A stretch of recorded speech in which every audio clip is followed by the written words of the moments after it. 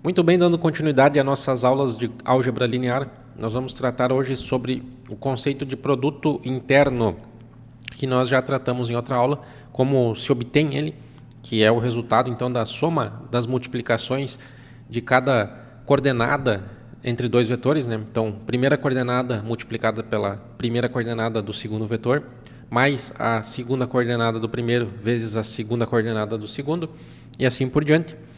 Todos essas multiplicações somadas vão nos gerar então um número real que vai representar o produto interno entre dois vetores.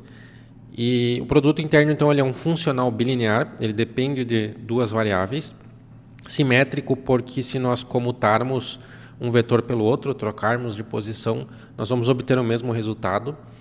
E positivo porque ele é o resultado de multiplicações que, mesmo que nós tenhamos números negativos, nós vamos obter um valor positivo quando nós realizarmos essa operação entre um próprio vetor, um vetor por ele mesmo. Então, nós temos essa definição de produto interno que nos dá, então, condições de calcularmos a norma de um vetor.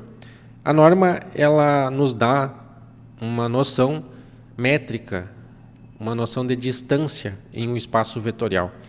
É um número que vai nos entregar, então, o comprimento de um vetor. Para isso, para nós obtermos a norma, nós utilizamos o produto interno, extraímos a raiz quadrada deste produto interno do vetor por ele mesmo, e assim nós temos o comprimento, a magnitude deste vetor. Quando a norma do vetor ela é igual a 1, nós temos um vetor unitário. E nós podemos estender essas noções de produto interno e norma para funções também. Para isso, basta integrar essas funções desde que elas sejam contínuas. A norma no espaço euclidiano de duas dimensões, ela nos ajuda também a calcular de uma outra forma o produto interno entre dois vetores, utilizando as noções de trigonometria. Então, se nós temos a norma de dois vetores, ao nós multiplicarmos essas normas e obtermos o ângulo entre esses dois vetores e multiplicarmos pelo cosseno deste ângulo, nós temos assim o produto interno entre esses dois vetores. Isso nos dá então condições de compreendermos a relação trigonométrica entre esses dois vetores e assim sabermos se esses vetores são perpendiculares, se eles são coplanares. Isso nos dá então condições de caracterizarmos esses dois vetores se eles compõem um conjunto ortogonal entre si, ou seja, se dois vetores forem perpendiculares entre si, o ângulo entre eles será 90 graus. Portanto, o cosseno deste ângulo será zero, e assim, desta forma, nós temos condições de dizer se dois vetores são ortogonais ou não. Basta tirar o produto interno, e se este produto interno for zero, porque o cosseno do ângulo é zero, nós temos então dois vetores ortogonais, perpendiculares entre si. E se estes dois vetores forem unitários, nós temos então um conjunto ortonormal de vetores. E este conjunto ortonormal pode formar uma base. E uma base nos ajuda a caracterizar espaços vetoriais, como nós vimos anteriormente. Através do produto interno, nós conseguimos também obter projeções de vetores sobre outros vetores, né?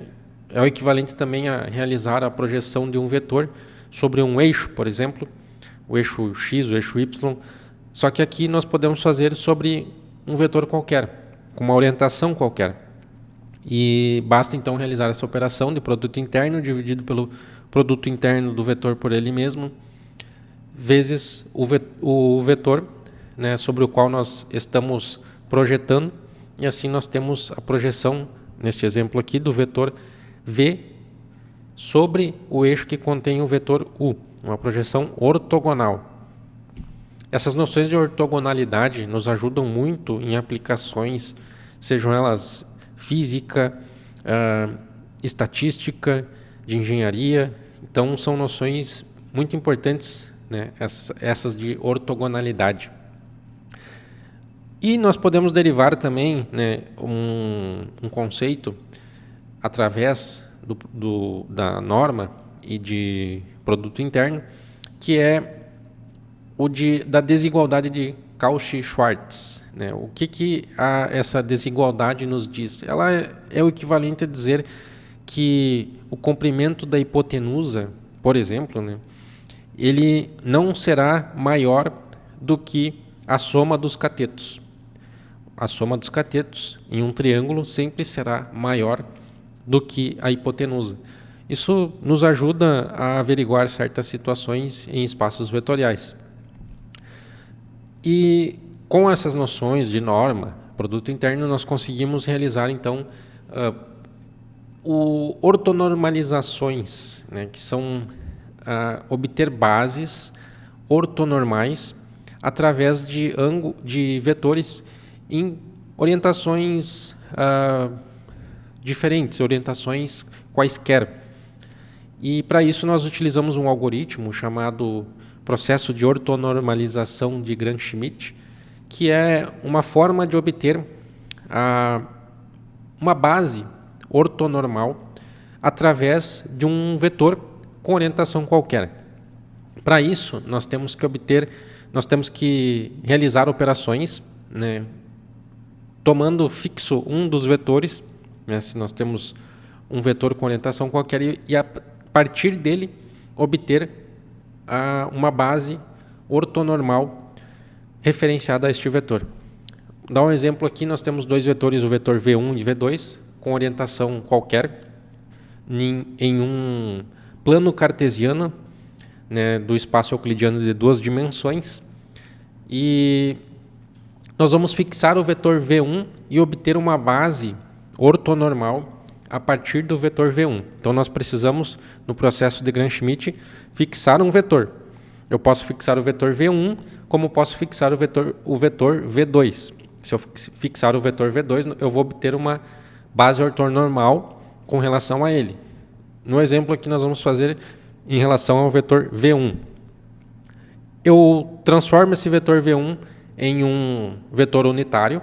Para isso, nós pegamos o vetor e dividimos pela norma dele.